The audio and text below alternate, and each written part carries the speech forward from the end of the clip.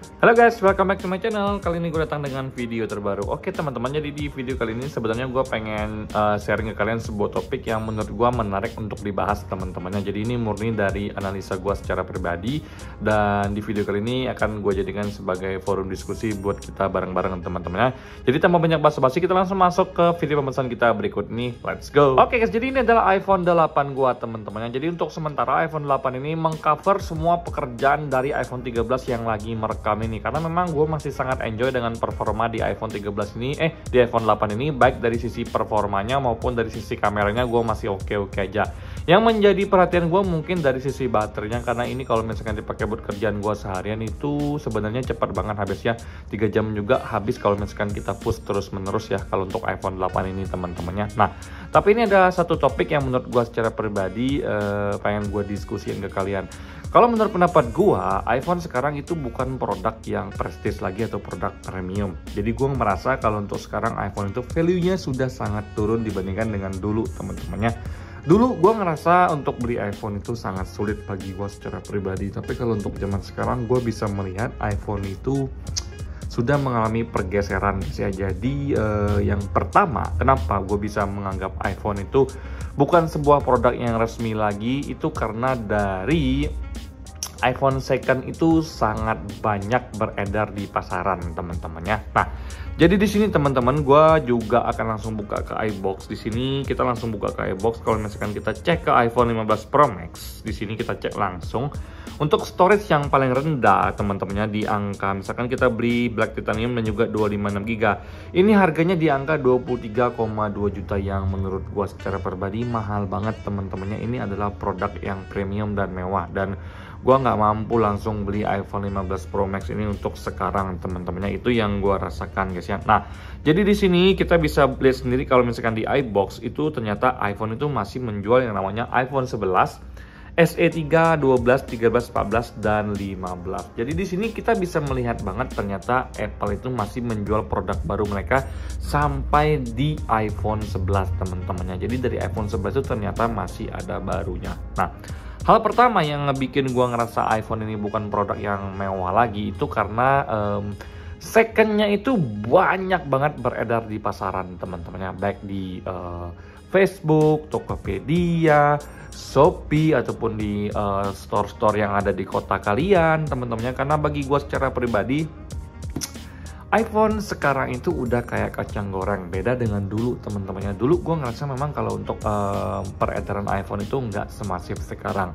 Tapi sejak iPhone Inter itu bisa masuk ke Indonesia, mungkin teman-temannya, dan juga banyak banget iPhone yang beredar seperti tanpa ada sinyal, kemudian iPhone bypassan, bypass premium, bypass seluler atau bypass reguler, itu banyak lah teman-temannya. Jadi gue ngerasa iPhone itu sekarang siapapun bisa pakai. Itu yang gue rasakan teman-temannya. Jadi sebenarnya nggak ada salah sih kalau misalkan semua orang bisa pakai iPhone. Menurut gue ya oke-oke aja, sah-sah aja duit-duit mereka.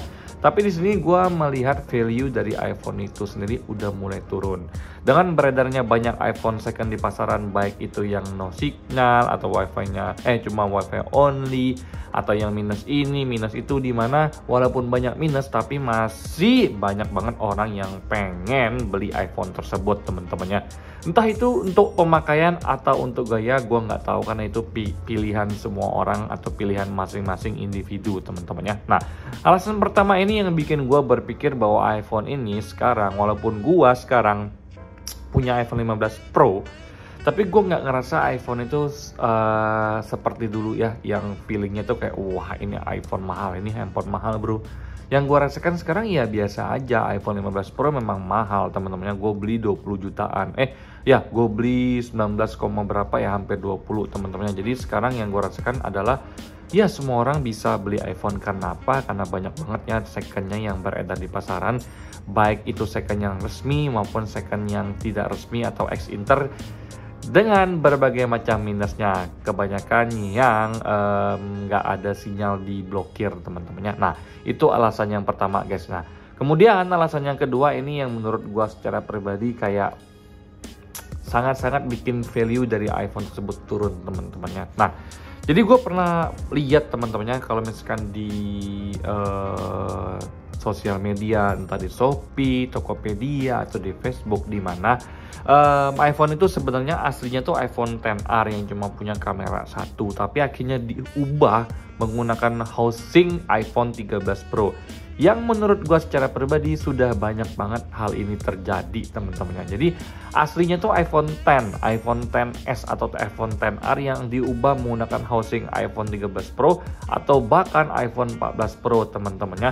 Jadi pas diubah housingnya itu jadi kelihatan mirip banget dengan iPhone 15 Pro asli atau 14 Pro atau bahkan 13 Pro aslinya teman-temannya. Nah, jadi hal ini gue lihat memang banyak banget ya orang-orang yang memang ngejual produk mereka itu dengan menggunakan housing custom teman-temannya. Jadi kayak dimodif aslinya XR tapi ternyata diubah menggunakan housing 14 Pro. Nah, bagi gue secara pribadi dua hal ini tuh ngebikin gue ngerasa kayak iPhone ini sekarang bukan produk prestis lagi. Karena apa?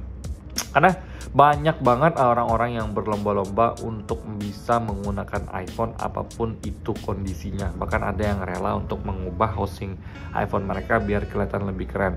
Gue ngerasa nggak ada masalah sih dengan hal itu. Mau diubah housingnya jadi 15 Pro, 13 Pro atau apapun itu adalah hak setiap orang. Tapi yang gue rasakan hal itu berdampak negatif kepada iPhone itu tersendiri. Karena iPhone itu adalah produk yang didambakan karena mahal.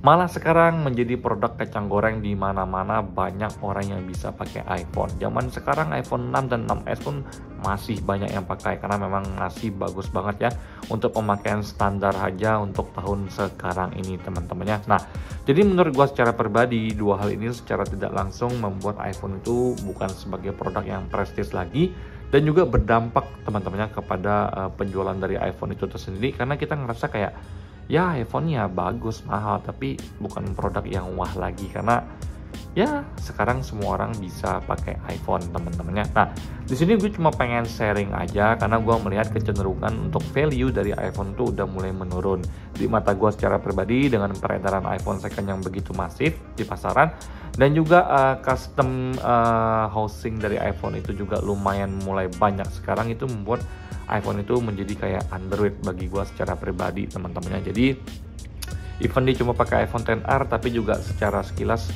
dari jauh kita ngelihat kayak wow itu iPhone 14 Pro tuh, itu orang pakai iPhone 14 Pro, berhasil ya ngeprank kita teman-temannya. Nah, itu aja sih teman-temannya yang bisa gue share ke kalian karena gue sebenarnya cukup sedih ya dengan hal ini karena gue tuh memang tipikal orang yang sangat suka dengan produk dari Apple. Jadi pas gue ngerasa semakin kesini Apple itu bukan sebuah produk yang wah lagi, ada sisi sedihnya. Tapi ya mungkin Apple juga sekarang harus mulai beradaptasi dan berinovasi karena bagi gue ini adalah warning buat mereka teman-temannya, dimana produk mereka itu adalah produk yang sangat digandrungi orang saking mahalnya. Jadi banyak banget dilakukan cara agar bisa mendapatkan iPhone ini dengan harga murah teman-temannya. Nah, kalau menurut pendapat kalian gimana teman-teman? Apakah kalian setuju dengan gue? Kalau setuju bisa komen di kolom komentar. Yang nggak setuju kalian bisa komen juga di kolom komentar karena di sini gue pengen saling diskusi aja guys ya. Nah, sekian video gue kali ini, sampai jumpa di video selanjutnya guys ya. Semoga kalian semua dalam keadaan sehat. Bye bye.